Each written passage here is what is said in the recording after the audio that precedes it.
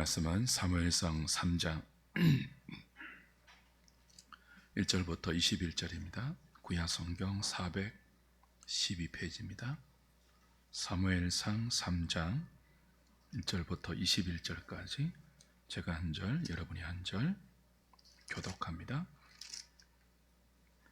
아이 사무엘이 엘리 앞에서 여호와를 섬길 때에는 여호와의 말씀이 희귀하여 이상이 흔히 보이지 않았더라.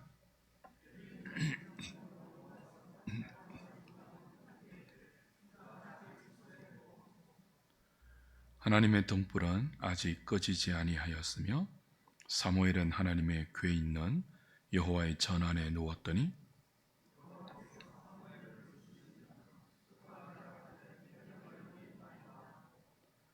엘리에게로 달려가서 이르되 당신이 나를 부르셨기로 내가 여기 있나이다 하니 그가 이르되 나는 부르지 아니하였으니 다시 누우라 하는지라. 그가 가서 누웠더니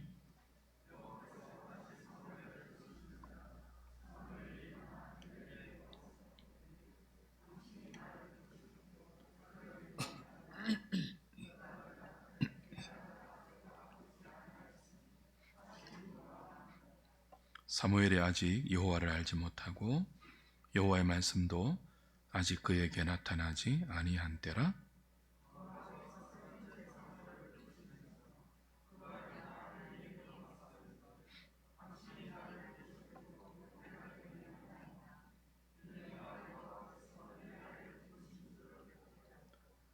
엘리가 사무엘에게 이르되 가서 누웠다가 그가 너를 부르시거든 네가 말하기를 여호와의 말씀하옵소서 주의 종이 듣겠나이다 하라 하니 이에 사무엘이 가서 자기 처소에 누우니라.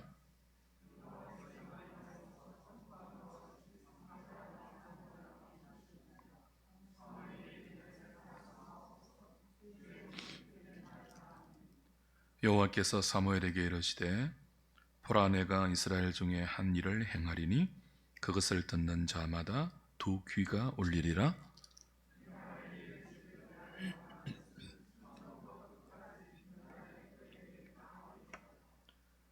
내가 그의 집을 영원토록 심판하겠다고 그에게 말한 것은 그가 아는 죄악 때문이니 이는 그가 자기의 아들들이 저주를 자청하되 금하지 아니하였음이니라.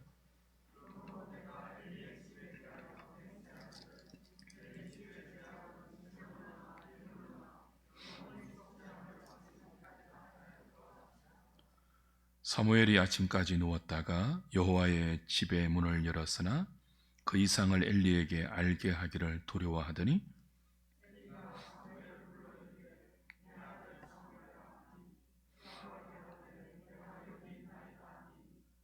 그가 이르되 내가 무엇을 말씀하셨나냐 청하노니 내게 숨기지 말라.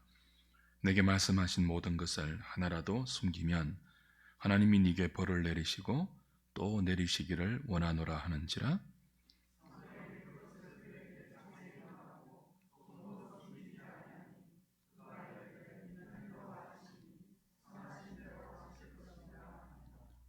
사무엘이 자라매 여호와께서 그와 함께 계셔서 그의 말이 하나도 땅에 떨어지지 않게 하시니 단에서부터 브엘세바까지의 온 이스라엘이 사무엘은 여호와의 선지자로 세우심을 입은 줄을 알았더라.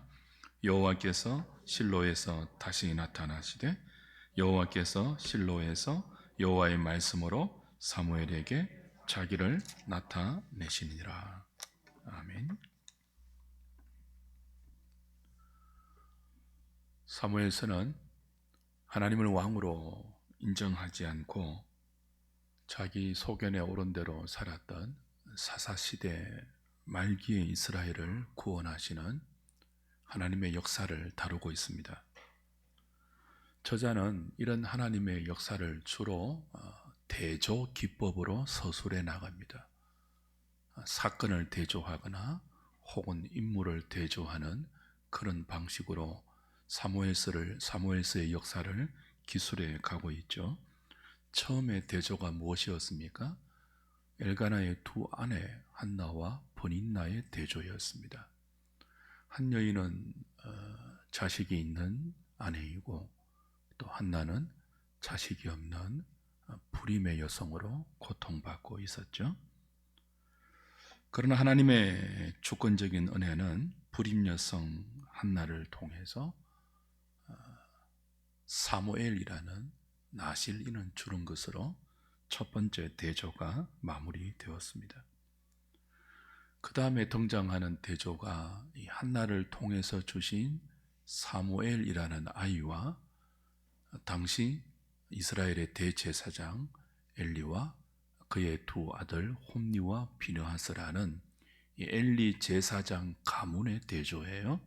사무엘과 엘리 제사장 가문의 대조.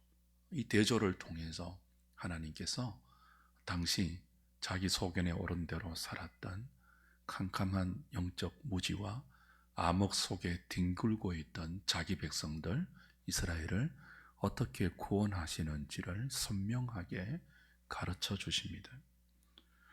이 엘리의 가문과 사무엘의 대조로 이어지는 이 두 번째 서사는 엘리의 영적 둔감함을 부각시키는 것으로 시작되었죠. 기도하고 있는 한나를 엘리는 어떻게 오해했습니까? 술에 취한 여자로 오해했어요. 그래서 포도주 끊으라 라고 꾸짖었죠. 아무리 여러분 같으면 아무리 영적으로 둔감해도 깊이 기도하는 사람하고 술 주정하는 사람하고 구분을 못하겠습니까? 근데 엘리는요, 하나님께 마음을 토로하며 속으로 자신의 격한 마음을 고백하는 이 한나의 간절한 기도를 술 취한 사람의 추정쯤으로 여기는 영적 둔감함을 처음부터 보였죠. 이 영적 둔감은, 엘리의 영적 둔감은 어떻게 이어집니까?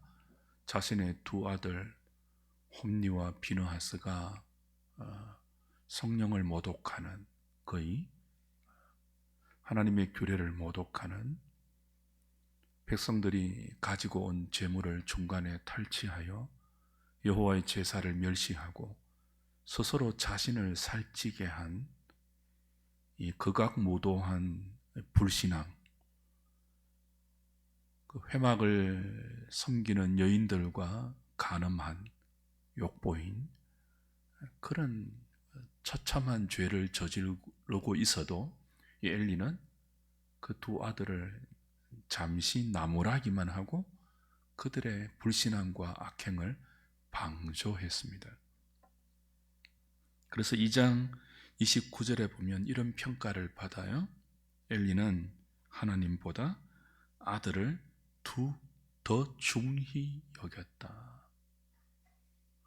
나중에 4장에 가서 확인되겠지만 그는 아주 비대하고 둔감한, 영적으로 둔감한, 육적으로는 비대한 그런 제사장으로 나오고 있죠. 이런 제사장 엘리 집안의 어두운 모습은 당시에 이스라엘 백성들의 영적 상태를 대변해 주지 않습니까? 제사장이 이러면 백성들은 오죽하겠냐, 그런 뉘앙스예요. 이미 사사기 이 뒷부분 두 에피소드를 통해서 그 시대의 레위인들의 타락상, 처벌두고, 그죠? 개인의 제사장으로 떠돌고 있던 그 시대의 영적 지도자들의 부패상을 이미 우리가 확인한 바 있습니다. 이 사사시대 말기에 엘리 제사장 집안도 방불했던 거죠. 누구를 통해서 그걸 부각시킵니까? 엘리의 두 아들 홈니와 비느하스, 그리고 이 두 아들을 바르게 지도하지 못하는 영적으로 둔감한 제사장 엘리를 통해서 그 시대를 대변하고 있죠. 그래서 하나님은 한 무명의 선지자를 통해서 2장의 내용입니다. 이런 엘리 집안에 무서운 하나님의 심판의 메시지를 전하죠. 이 메시지는 단순히 부패한 한 제사장 집안에 대한 하나님의 진노의 선언 정도가 아니고요, 이스라엘을 구원하는 하나님의 방식이 무명의 선지자를 통하여 엘리 대사장 가문에 떨어지는 하나님의 심판으로 계시가 됩니다. 심판을 통한 구원이에요. 그래서 2장 35절 한번 잠시 확인해 보십시오. 이 심판의 메시지 중에 이런 약속이 들어가요. 2장 35절, 36절. 34절에 두 아들 홈니와 비누아스가 한날에 죽는다는 그런 심판의 메시지를 주고 나서 35절에 대신 엘리의 두 아들 홈니와 비누아스가 죽으면 그 가문이 이제 제사장의 가문이 대가 끊기고 끝나는 거잖아요. 대신 하나님이 다른 한 제사장을 대체한대요. 내가 나를 위하여 충실한 제사장을 일으키리니 그 사람은 내 마음, 내 뜻대로 행할 것이라. 누구와 달리요? 엘리와 달리, 엘리의 두 아들 홈니와 비누아스와 달리 하나님의 마음에 맞는, 하나님의 뜻대로 행하는 충실한 하나님의 제사장을 하나님께서 엘리 대신 일으키실 것이다 약속해요.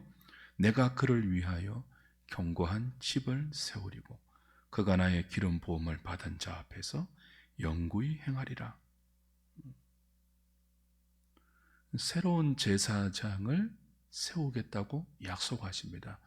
그러니 엘리 집안에 쏟아지는 하나님의 심판의 선언은 단순히 한 부패한 가정을 하나님께서 심판하신다는 그 정도의 메시지가 아니라 이스라엘을 지도할, 이스라엘을 구원할 그 하나님의 사람을 엘리 가문 대신 하나님의 마음에 합한, 하나님의 뜻을 행하는 하나님의 충실한 제사장으로 세우겠다는 선언이에요.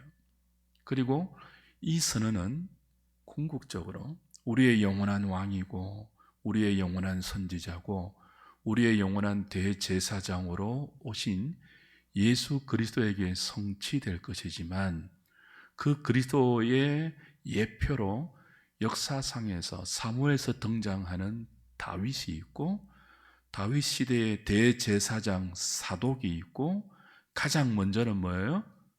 다윗에게 기름 부을 이 사무엘이 있는 거예요. 그러니까 영적으로 둔감하고 타락한 당시의 이스라엘 백성들을 제대로 하나님께로 인도하지 못하는 엘리의 가문을 하나님이 심판하시고 그 자리에 누구를 대체하는 거예요? 어린 사무엘을 대체하는 것이 2장에 떨어진 두 대조의 예언이었고, 3장, 4장은 그 하나님의 예언이 사무엘을 찾아오시는 것으로 성취되는 사건을 보여줍니다. 그리고 이제 오늘 이 3장은 때가 되어서 하나님께서 사무엘을 부르시는 장면으로 시작이 되어요. 그리고 사무엘을 통해서 2장의 한 무명의 선지자를 통하여 엘리 가문의 그 심판을 예언했던 그것을 다시 확인하시고, 4장 가면요 그 예언이 법궤 탈취 사건과 블레셋과의 전투에서 홈니와 비누아스가 죽는 전쟁으로 성취됩니다. 이제 하나님은 사무엘을 부르십니다. 근데 이 사무엘은 2장부터 누구와 대조되는 인물로 등장했습니까? 엘리의 가문과 대조되는 인물로 처음부터 등장되어요. 기도의 응답으로, 불임 여성 한나의 기도의 응답으로 태어나고요. 그리고 어린 시절부터, 젖된 시절부터 나실인으로 하나님께 바쳐져서 여호와를 섬겼다. 2장 11절, 18절, 3장 1절, 그렇게 엘리 가문과 대조적으로 사무엘이 부각되죠. 2장 21절에서는요 여호와 앞에서 자라났고, 그리고 2장 26절은요 여호와와 사람들 앞에서 은총을 받았다. 그렇게 사무엘이 소개되죠. 특별히 2장 26절의 사무엘의 어린 시절, 누구와 비슷해요? 하나님과 사람들 앞에서 은총을 받으며 자라났다. 복음서에서 예수님의 어린 시절을 그렇게 묘사하지 않습니까? 하나님과 사람 앞에서 사랑스러워져 가고 은총을 받았다, 은혜를 입었다. 그 사무엘은 예수 그리스도를 내다보는, 그 2장 26절에서 25절 26절에서 예언했던 엘리 가문의 타락한 제사장을 대체하는 하나님의 충실한 제사장, 하나님 마음에 합하고 하나님 뜻을 수행하는 충실한 선지자, 궁극적으로 예수 그리스도를 표방하고 그 예수 그리스도의 예표로 사무엘 역사에 오는 다윗과 사독을 예시하는 이 사무엘을 어린 시절부터 예수 그리스도와 흡사한 설명으로 제시하죠. 여호와와 사람들 앞에서 은총을 입었더라. 그가 장차 때가 되면 하나님께 부름을 받고 예수님이 그랬던 것처럼, 예수님이 그러실 것처럼 하나님과 자기 백성 사이에 중보 역할을 하는 선지자와 제사장 역할을 하게 될 것이라는 암시가 벌써 그의 어린 시절부터 힌트로 주어져 있죠. 그리고 이제 오늘 본문에 오면 드디어 하나님께서 사무엘을 찾아오십니다. 찾아오시는 상황이 좀 특이해요. 3장 1절에 보면 아이 사무엘이 엘리 앞에서 여호와를 섬길 때에는 여호와의 말씀이 희귀하여 이상이 흔히 보이지 않았더라. 엘리의 눈이 점점 어두워 가서 잘 보지 못하는 그때에 사무엘이 자기 처소에 누웠고, 이렇게 이제 하나님이 사무엘을 찾아오시는 장면조차도 누구와 대조시켜요? 눈이 어두운 엘리와 대조시켜요. 그리고 그 대조 앞에 무엇이 등장합니까? 시대적인 상황을 이렇게 설명하죠. 그때는 여호와의 말씀이 희귀했다. 그래서 이상이 보이지 않았다. 그런 때에 하나님께서 사무엘을 부르시는 거예요. 여호와의 말씀이 희귀했다는 말은 하나님께서 그 백성들에게 말씀하지 않았다, 그런 뜻입니다. 그 백성들에게 하나님께서 입을 닫았다, 침묵하셨다, 그런 뜻이에요. 그래서 이상이 흔히 보이지 않는 하나님의 침묵이 임했던 시대. 왜 하나님이 입을 닫았을까요? 왜 하나님이 백성들에게, 자기 백성들에게 침묵하셨을까요? 그 결과 말씀이 희귀해졌습니다. 이상이 닫혔습니다. 왜 그랬을까요? 백성들이 말씀을 듣지 않았기 때문이에요. 얼마나 부지런히 말씀하셨습니까? 근데 안 들었어요. 여호와를 왕으로 인정하지 않았어요. 말씀을 듣지 않고 자기 소견에 오른 대로 살았어요. 그 시대의 영적인 타락과 도덕적인 부패와 하나님의 말씀이 희귀한 것은 직결되죠. 그것이 엘리가 눈이 점점 어두워져서 잘 보지 못하였다는 2절의 말씀과 연결됩니다. 이건 단지 엘리가 노쇠해서, 연로해서, 늙어서 육적인 시력이 흐려졌다, 그 정도 의미가 아니에요. 처음부터 엘리는 영적 둔감한 사람으로 등장해서 마지막까지 영적인 분별력이 없는 둔감한 제사장으로 이렇게 제시되는 거죠. 그 와중에 하나님이 찾아오시는 어린아이 사무엘은요, 엘리 제사장과 대조되는 하나님이 택하신 이 한나의 고통을 통해서 하나님이 주신 이 하나님의 아이 사무엘은요, 어디에서 어떻게 지금 지내고 있죠? 하나님의 등불이 꺼지지 않는 성소에, 하나님의 언약궤가 있는 여호와의 전 안에 누워 있었고, 그때에 하나님이 이 아이를 찾아오시는 것으로 3장이 전개가 됩니다. 이 대조가 보이십니까? 엘리는 말씀을 듣지 못하고요, 눈도 어둡고요, 영적으로 둔감하고요. 그 시대는요, 하나님 말씀이 희귀해요. 이상이 없어요. 그런데 아직 등불이 꺼지지 않는, 자, 말씀이 희귀해서 영적으로 캄캄한 그 시대의 상황과 아직 등불이 꺼지지 않는 여호와의 전 안에 누워있는 사무엘에게 말씀으로 찾아오신 하나님, 어떤 대조가 선명하게 보입니까? 그 어두운 시대를 밝히는 하나님의 등불로 이 아이를 하나님이 사용하시겠다는 거예요. 누구 대신요?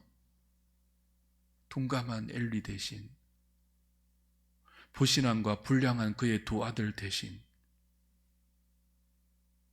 하나님만 의지했던 불임의 고통 속에서 하나님께만 붙들려 갔던 그 연단을 통하여 하나님에게만 소망을 두었던, 하나님 말씀 외에는 다른 어떤 소망도 없었던 그 여인을 통해서 주셨던 말씀의 아들, 이 사무엘을 통해서 그 어두운 시대를 밝히는 등불로 사용하시겠다는 하나님의 암시가 이 사무엘을 부르는 첫 시작부터 강력하게 제시되고 있죠. 말씀이 희귀한 캄캄한 시대, 그 시대를 구원하는 하나님의 방식은요, 말씀으로 임하는 거예요.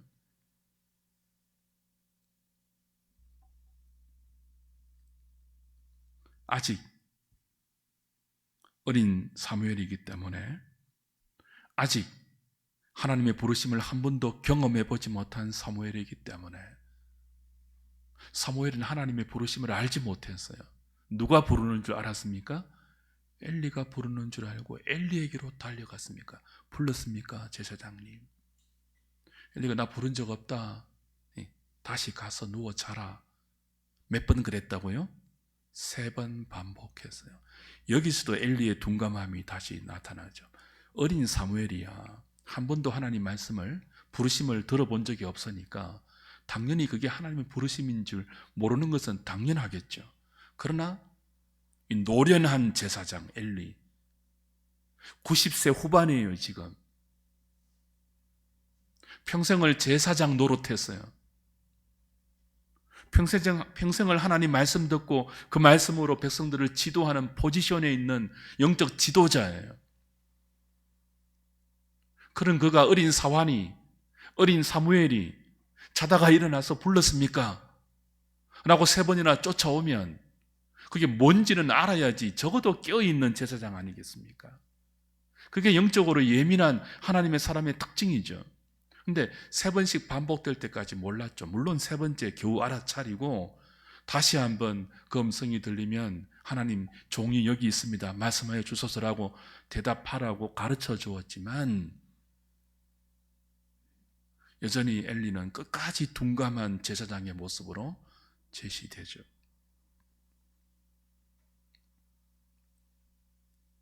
그렇게 해서 마침내 10절부터 18절까지는 하나님께서 사무엘에게 말씀하십니다. 종이 듣겠나이다 라고 응답하니까 하나님이 이 사무엘에게 말씀을 주시는데, 그 말씀의 내용이 뭐예요? 2장에 무명의 한 선지자를 통해서 예고하셨던 엘리 가문의 영적 몰락, 심판의 메시지를 똑같이 반복해서 들려주시고 이 말씀을 전하라 그럽니다. 아무리 어린 사무엘이지만 지금 자신을 키워주고 있는 어른이 엘리 아닙니까? 자신의 윗사람이잖아요. 자기가 공경하고 있는 영적 지도자잖아요. 아무리 둔감한 엘리라 할지라도. 근데 어떻게 당신의 집안이 하나님의 심판 앞에 다 멸망합니다. 한날에 한날에 불량한 두 아들이 다 죽고 하나님은 당신의 가문 대신 하나님 마음에 맞는 새로운 제사장을 세우신다고 합니다. 어떻게 그런 말을 할 수 있겠습니까? 그러나 말씀에 순종해서 엘리의 요청에 따라 그 말씀을 다 전했고, 엘리는 어린 사무엘을 통해서 다시 한번 확인시켜주는 자기 집안의 심판을 하나님의 뜻으로 받아들입니다. 이로써 이제 공식적으로 엘리 가문 대신 사무엘이 하나님의 선지자로 대체됩니다. 그래서 19절, 20절, 21절은 하나님께서 사무엘과 함께 하시면서 온 이스라엘이 단에서부터 브엘세바까지, 관용어구라고 했죠. 구약의 관용어구, 이스라엘 전역, 그런 뜻이에요. 단에서부터, 아래 단에서부터 위에 브엘세바까지 온 이스라엘이 하나님이 세우신 선지자로 사무엘을 인정하게 되었고, 하나님은 다시 사무엘을 통하여 실로에서 뭐 하기 시작했다고요? 말씀하기 시작했습니다. 자, 3장 1절은 어떻게 시작되었습니까? 그때는 말씀이 희귀하여 이상이 보이지 않았던 시대였습니다. 그런데 마지막은 어떻게 끝이 납니까?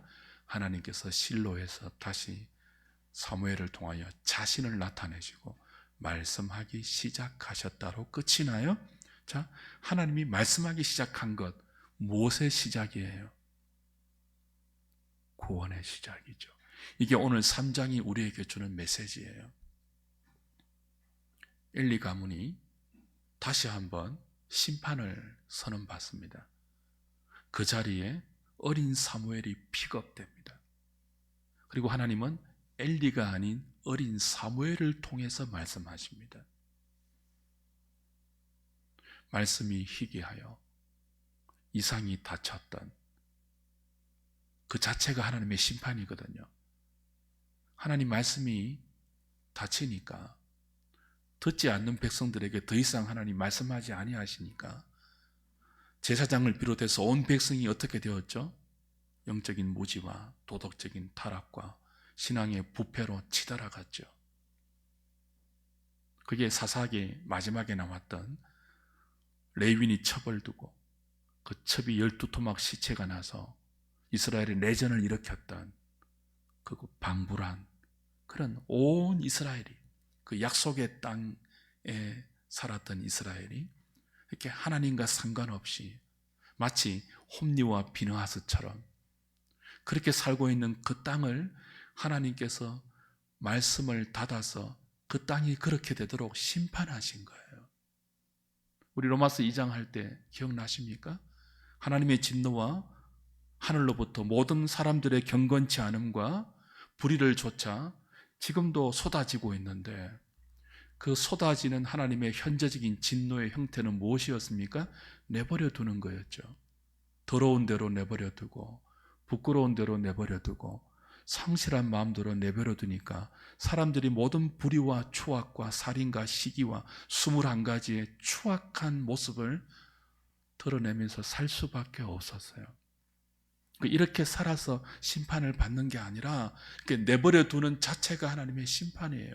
말씀하시지 않고 말씀이 희귀해지고 하나님이 자기 백성을 향하여 입을 닫으시면 그 백성들이 그렇게 살 수밖에 없어요.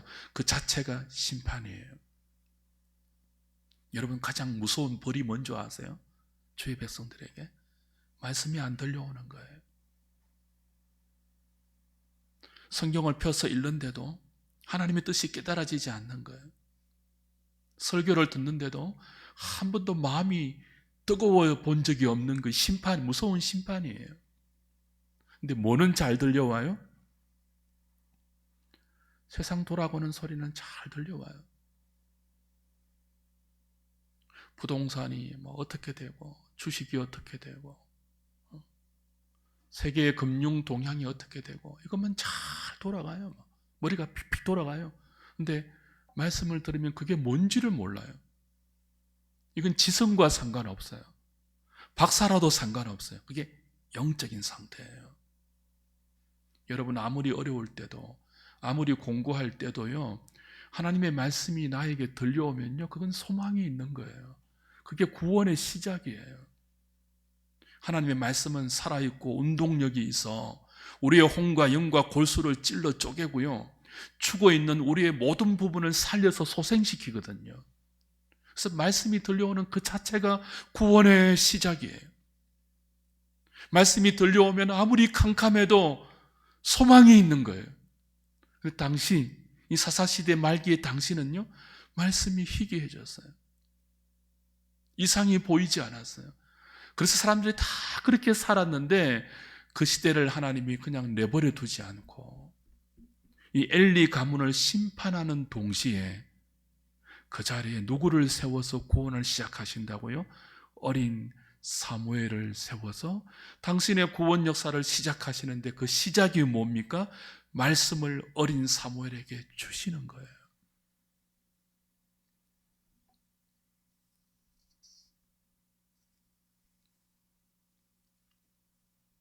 하나님의 방법은 언제나 당신의 말씀입니다.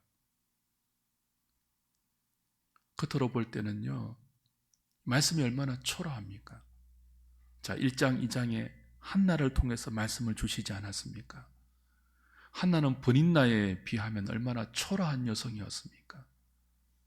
남편의 사랑을 받았지만 아이가 없기 때문에 그 남편의 사랑이 아무런 만족이 되지 않는, 그 고대의 불임 여성이 겪는 고통은 지금 우리가 상상할 수 없는 고통이었지 않습니까? 그 고통 속에서 하나님께만 소망을 두고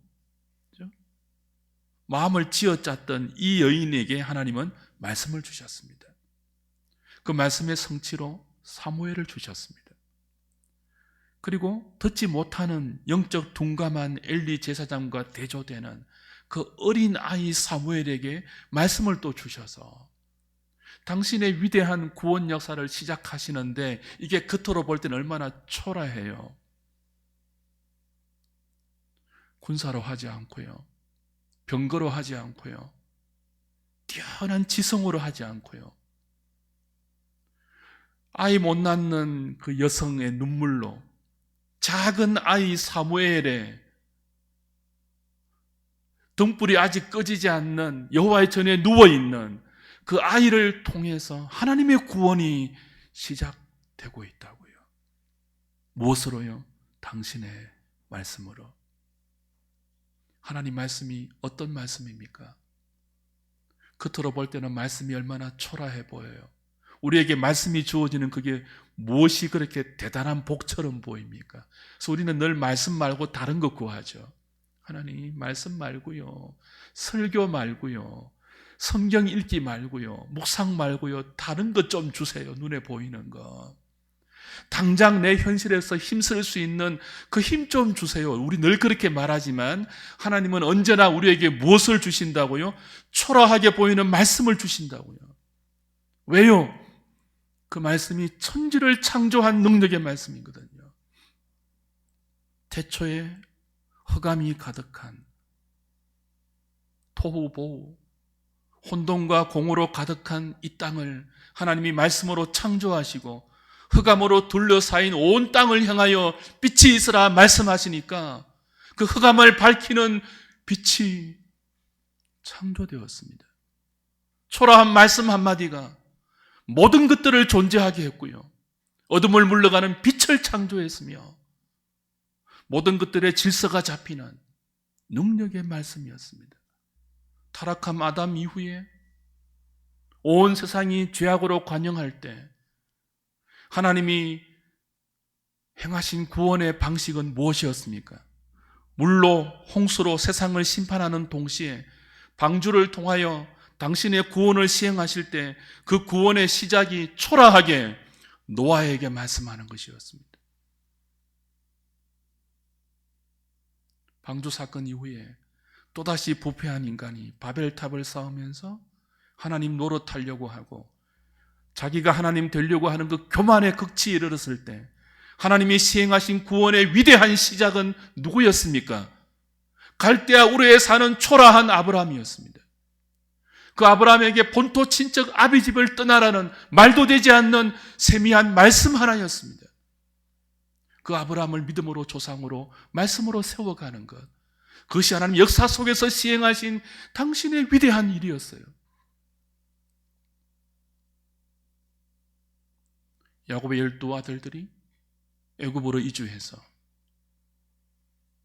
거기서 350년 이상 여호와를 알지 못한 채 바로의 종되어서 비참한 노예의 삶을 살 때, 때가 되어 하나님의 약속대로 그 백성을 출애굽시켜 구원하실 때 하나님이 사용하신 방법이 무엇입니까?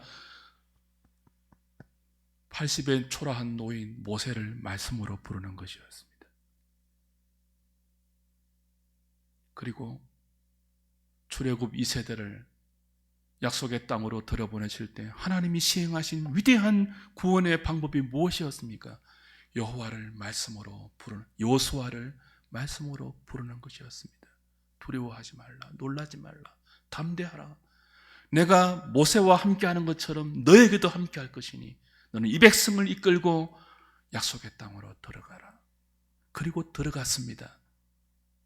거기서 이 백성들이 하나님 말씀을 멸시하고 우상을 따르고 이방 신들을 따라가서 여호와를 존중히 여기지 않을 때 하나님이 이들을 구원하신 당신의 위대한 방식이 무엇이었습니까? 초라한 사사들을 말씀으로 불러내신 것이었습니다. 언제나 하나님은 그렇게 말씀으로 역사하셨습니다. 우리는요, 다른 것을 기대하는데 하나님은 언제나 세상을 창조할 때부터 말씀으로 창조하셨고 당신의 백성들을 구원과 위대한 복으로 이끄실 때도 다른 것이 아니라 말씀으로 이끌어 가셨습니다. 우리에게도요, 말씀이신 그리스도를 육신으로 보내사